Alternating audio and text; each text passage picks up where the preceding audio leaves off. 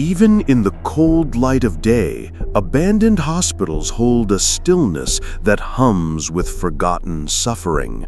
But when night falls and shadows stretch long like skeletal fingers, some places refuse to stay silent. Tonight, we honor 3 chilling accounts from the decaying halls of forgotten sanatoriums. Tales that whisper of things that never truly leave.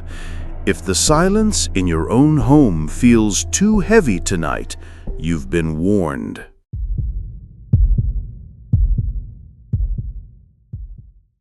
The wind that bit through Liam's thin jacket was a constant companion in the dead of winter, especially when his job took him to places like Blackwood Asylum. It wasn't the kind of place you sought out. Instead, it sought you, pulling you into its crumbling embrace with promises of forgotten treasures and easy scrap. Liam, a seasoned urban explorer and salvage artist, usually found thrill in the decay. But Blackwood, nestled deep in the Appalachians, was different. Its stone facade, stained with decades of neglect, seemed to absorb the light, even under the full moon. The local legends about Blackwood were plentiful: shadow figures, disembodied screams, patients who vanished. Liam usually scoffed at such tales, dismissing them as the imaginative ramblings of bored locals. On this particular night, January 17, 2012, Liam was alone. His usual partner had bailed, citing a bad feeling. Liam, pragmatic to a fault, just saw more profit for himself. He navigated the broken fence line, his powerful flashlight cutting through the oppressive darkness that clung to the overgrown grounds.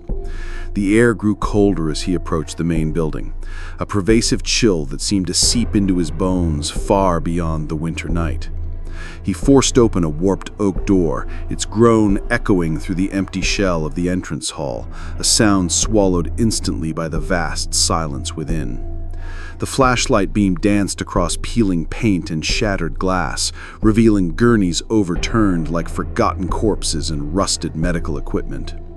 He moved through the wards, each room a tableau of human misery frozen in time. Overturned beds, faded drawings on walls, the unsettling sense of countless eyes that once stared from these very windows. He was on the 3rd floor, near what used to be the children's ward, when he heard it. A faint, rhythmic tapping. It was coming from deeper within, down a darkened hallway, sounding almost like fingers gently drumming on glass. He froze, his heart beginning to beat an uncomfortable rhythm against his ribs. He told himself it was just the wind, or perhaps the building settling, but the sound was too deliberate, too consistent. He edged closer, his footsteps surprisingly loud on the dusty linoleum. The tapping grew clearer, and now a faint, almost imperceptible humming accompanied it. It wasn't a song, more like a low, mournful drone. He reached the end of the hall, his light sweeping across a room with a heavy, bolted steel door. It was an isolation room, the kind reserved for the most disturbed patients. The tapping and humming were undeniably coming from inside. Liam, driven by a morbid curiosity he'd always prided himself on, tried the handle. It was, as expected, locked. But as his fingers brushed the cold metal, the tapping inside abruptly stopped. The humming, however, grew louder, morphing into a low, guttural whisper. It wasn't in any language he recognized, but the tone was unmistakable, desperate, pleading, yet laced with something deeply wrong. And then he saw it. Through the narrow, reinforced glass panel in the door, a face pressed against the inside. It was impossible. No one could be in there. The face was gaunt, almost skeletal, with hollowed-out eyes that seemed to drink in the beam of his flashlight. Its skin was mottled and gray, and its lips were drawn back in what looked like a rictus of pain, or perhaps a smile. As Liam watched, frozen in terror, the mouth began to move, forming words in that guttural whisper, though no sound passed through the thick glass. And then, slowly, A single finger, impossibly long and thin, rose and tapped against the glass directly opposite Liam's eye. Liam let out a strangled cry, stumbling backward, tripping over something unseen in the darkness.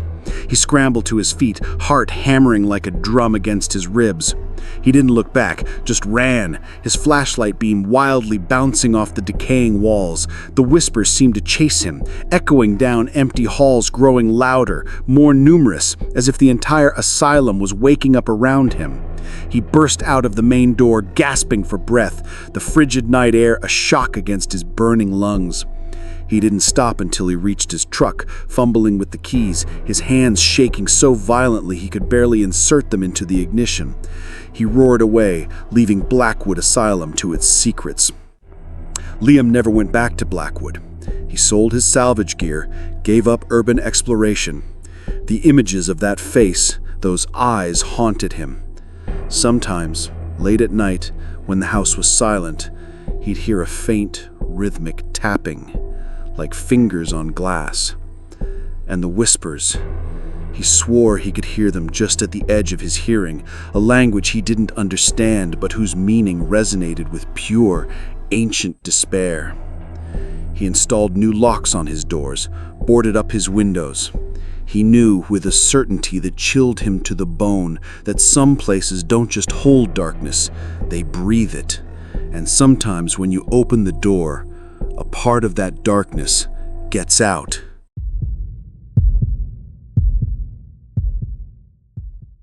Ilara, a budding photographer specializing in decay, had a fascination with forgotten places. St. Jude's Mercy, an abandoned Catholic hospital on the outskirts of Savannah, Georgia, was her latest obsession. Built in the 1920s, it had served for decades before scandal involving questionable patient care led to its abrupt closure in the early 90s. The local tales were standard: nurses who never left, patients who suffered gruesome fates, unexplained cold spots. Ilara, ever the skeptic, considered them dramatic embellishments for what was simply a grand old building falling apart. On her first visit, a sweltering July afternoon in 2018, she'd felt a distinct pressure in the air, a heaviness she attributed to the humidity and the sheer weight of the building's history. She spent hours meticulously documenting the peeling paint, the overturned beds in the maternity ward, the chapel where dusty pews still faced a crumbling altar. It was on her third visit, 2 weeks later, that things shifted. She'd gone back to capture the old surgical theater at sunset, hoping for dramatic light. As the sun dipped below the horizon, casting long, distorted shadows, Ilara was setting up her tripod in the operating room. The last rays of light filtered through grimy windows, illuminating dust motes dancing in the air like ghostly particles. A profound silence settled, broken only by the distant chirping of crickets outside. And then she heard it, a soft, melodic tinkle, like a tiny bell. It was faint, almost imperceptible, coming from the hallway just outside the operating room. Ilara paused, her hand hovering over her camera. "Hello?" she called out, her voice swallowed by the vast emptiness. No reply.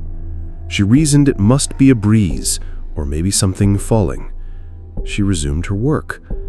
But then the tinkle came again, closer this time, accompanied by a faint, rhythmic shuffling sound, like soft shoes on concrete. It was moving, slowly, down the hall, directly towards the operating room. A prickle of unease snaked down Ilara's spine. This was different from the usual creaks and groans of an old building. This sounded deliberate.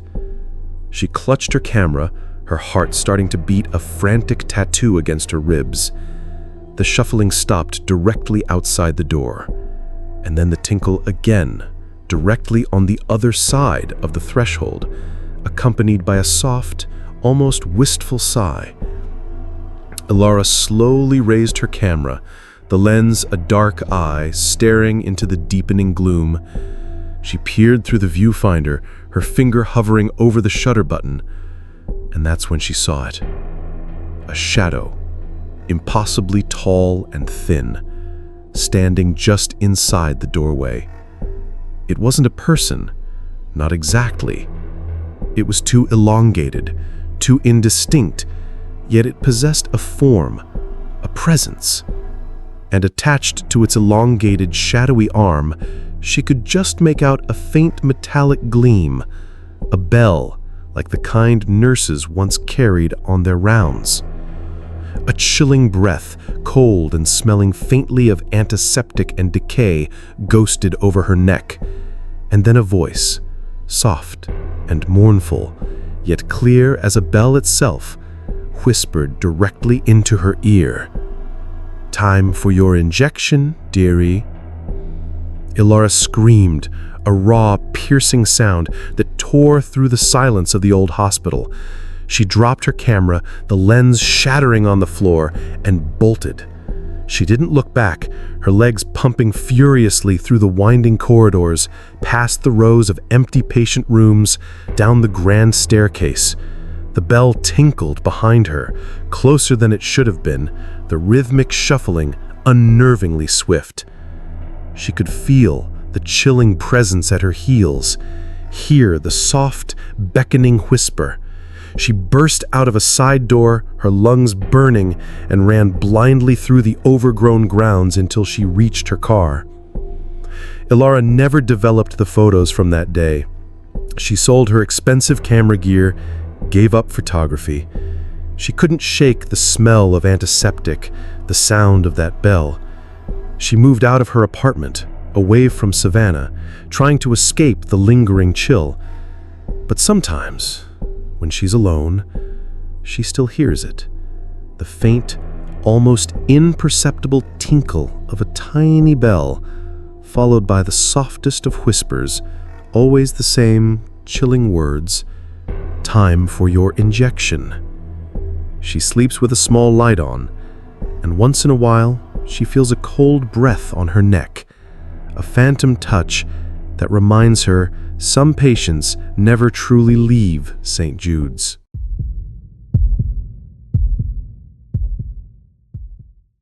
Ben Calhoun, a seasoned demolition crew foreman, had seen his share of decrepit buildings.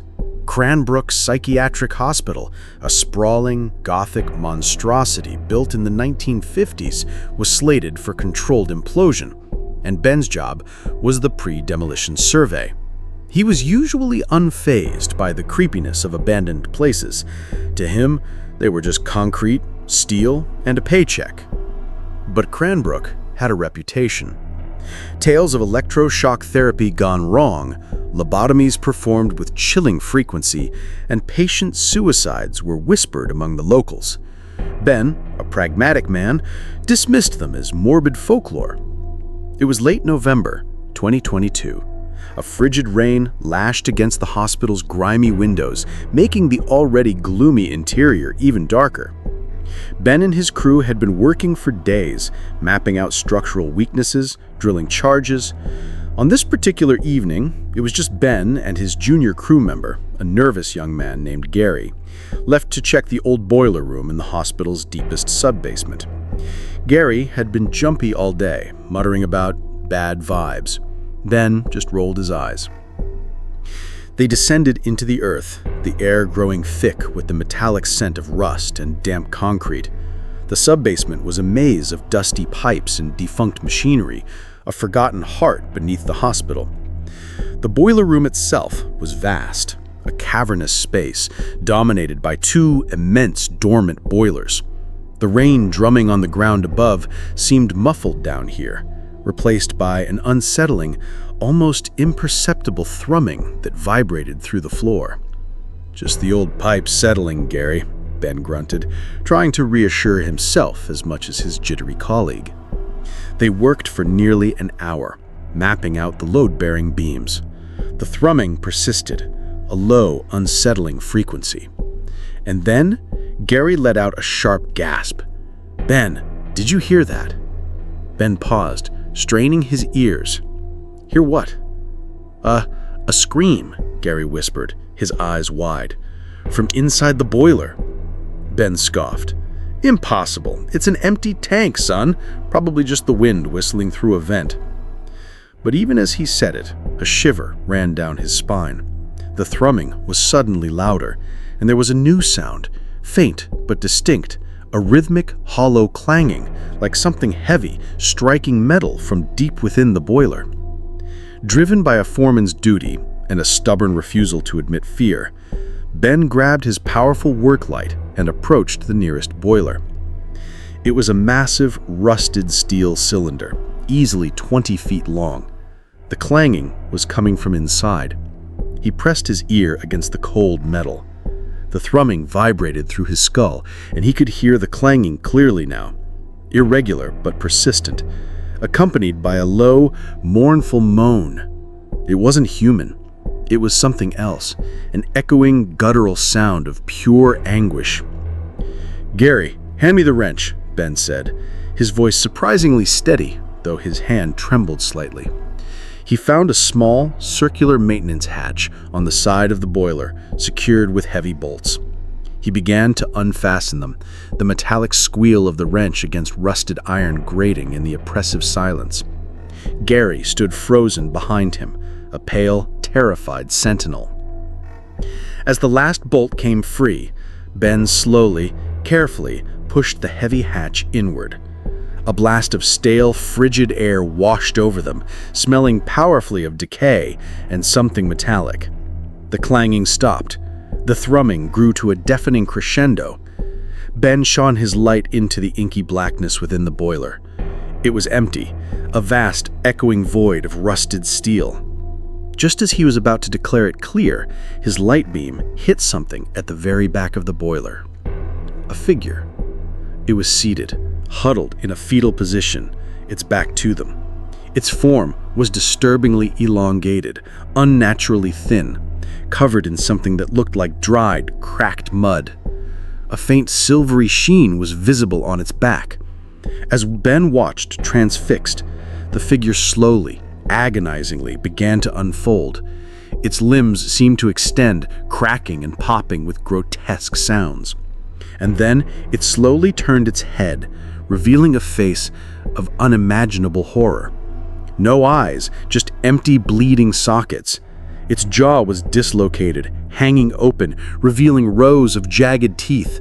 And from its head, protruding from its scalp, were several long, rusted needles embedded deep, some still dripping a viscous, dark fluid onto its shoulders. It was the remains of a lobotomy patient fused with the metal, driven to eternal, echoing madness. The creature let out a silent, gaping scream, a sound that vibrated directly into Ben's skull, causing an unbearable pressure to build behind his eyes. He stumbled back, colliding with Gary, who had already fainted. Ben didn't hesitate. He grabbed Gary, slung him over his shoulder, and ran. Scrambling back up the winding stairs, the silent scream echoing behind them, the clanging beginning again, faster, more frantic, from deep within the boiler. Ben Calhoun never returned to Cranbrook Psychiatric Hospital. He retired early, citing stress. He never spoke of what he saw in the boiler room, not to his wife, not to his closest friends. But sometimes, when he hears the low thrum of a distant factory or the clang of pipes in his own home, he feels a phantom pressure behind his eyes, and a chilling thought whispers through his mind. Some treatments leave scars that never heal, and some patients find their peace only in eternity or in the echoing chambers of abandoned places. Abandoned hospitals hold more than just dust and decay. They hold echoes. So the next time you find yourself near one, listen closely. You might just hear the last rounds of a long-dead nurse, the silent screams of a forgotten patient, or the chilling thrum of a boiler that refuses to rest. And whatever you do, don't go inside.